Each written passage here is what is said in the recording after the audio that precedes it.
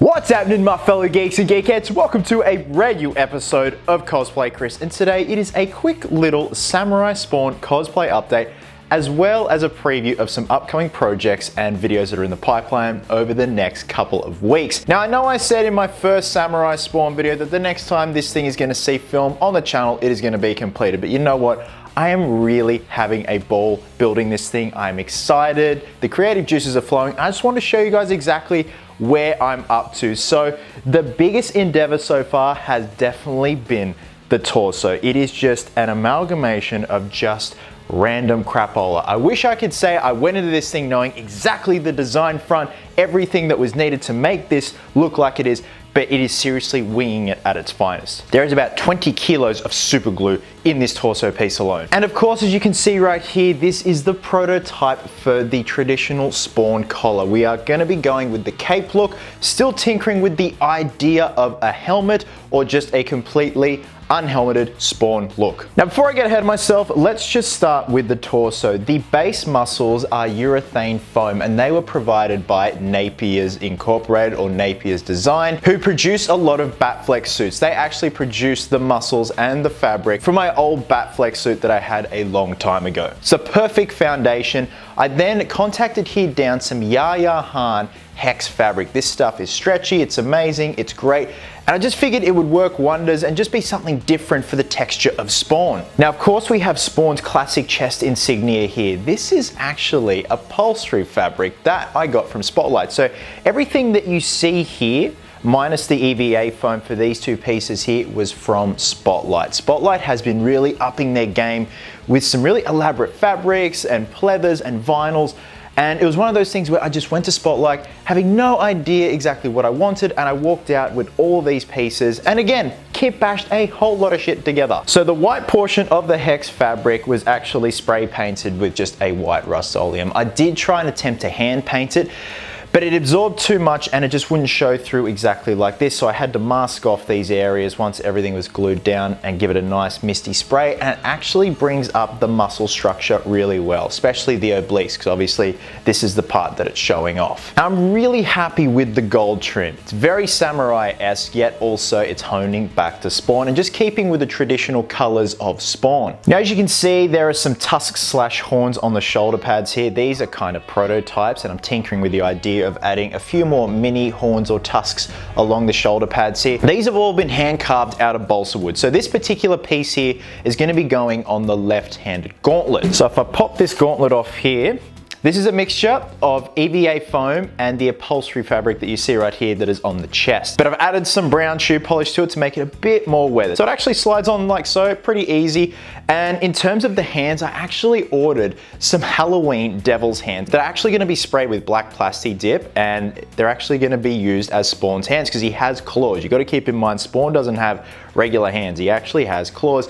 And I feel that these devil gloves are a perfect match. Once they're all colored and weathered, they're gonna blend in perfectly with the rest of the suit, especially the gauntlets. So in terms of the details and the insignia here on the gauntlet, that was actually with a wood burning kit I got from Bunnings. It came with all these little stamps, and it's amazing. It just works wonders, and it opens up a whole new level of detail for your EVA foam builds. Now, the belt buckle. The belt buckle is something very exciting and was actually completed yesterday. So as you guys know, Henry Creations, who is based overseas, designed the belt buckle to be exactly like the one of the action figure that this piece is essentially based off.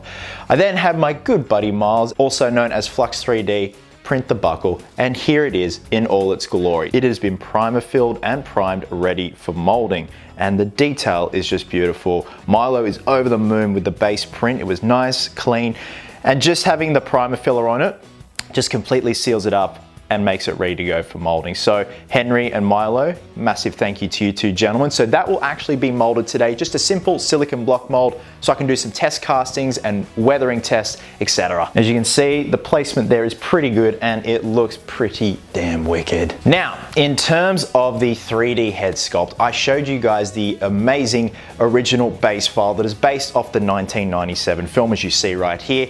I then gave the file to Henry and said, let's samurai this up a bit and just make it a bit more extreme to complement the rest of this costume.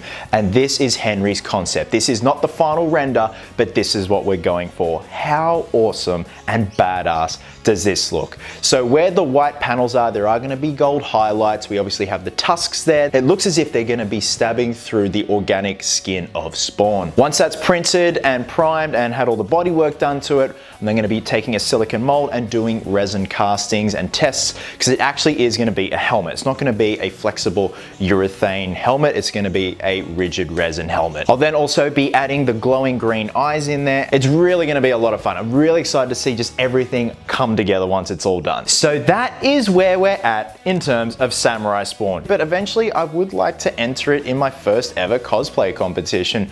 Whenever the conventions are up and running again, I know that they are aiming for August for Sydney Supernova. I don't know if this is going to be done by then. I highly doubt it.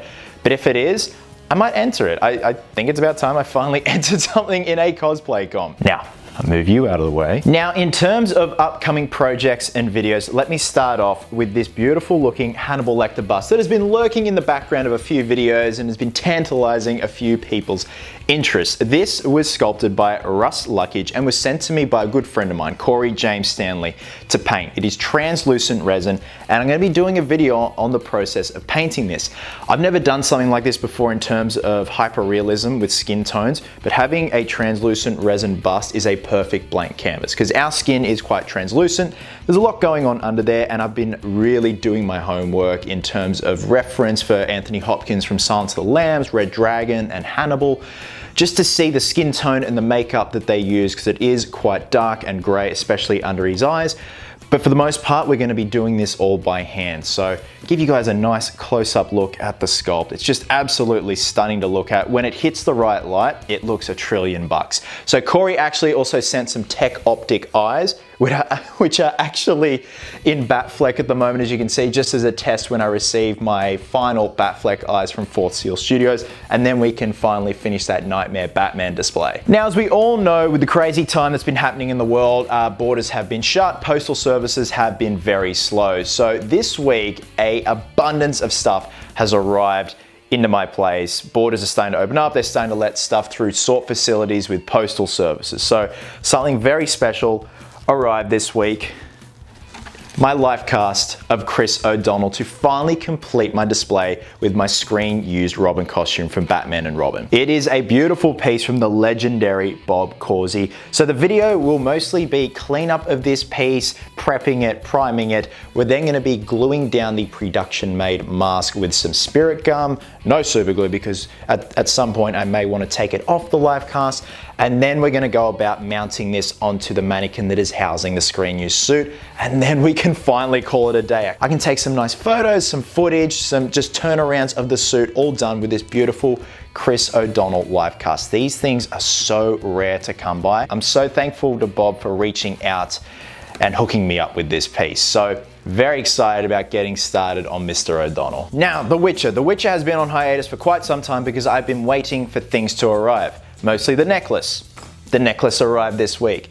The replacement gloves. The replacement gloves arrived this week. Now, these things are absolutely beautiful. It's the softest leather I've felt in quite some time. I've gone ahead and weathered them. The reason why I got these replacement gloves is because of the cuff going all the way up to here, so the gauntlets can rest on them. So these are finally here. The necklace is finally here. And guess what else arrived?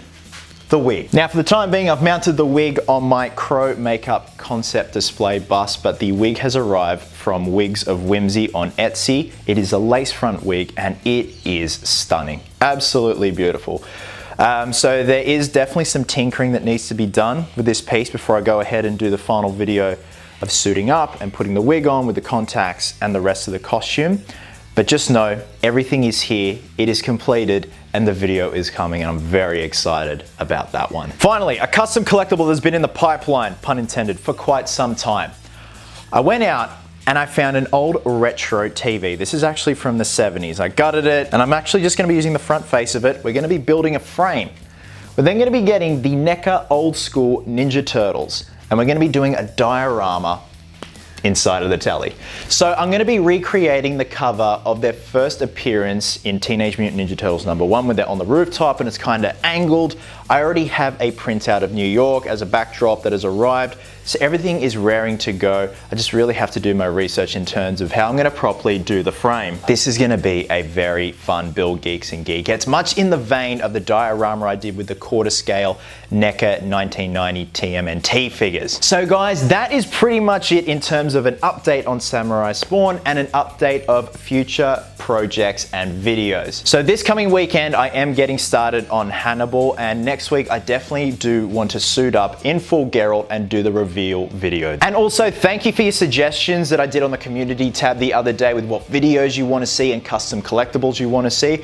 With borders opening back up and postal services becoming a lot more reliable again, it's going to make things a lot more easier in terms of getting things in that I want to do a custom collectible on, or mold, cast, etc. Guys, thank you so much as always for watching. Wherever you are in the world, have yourselves an absolute cracker of a day. Enjoy your weekend.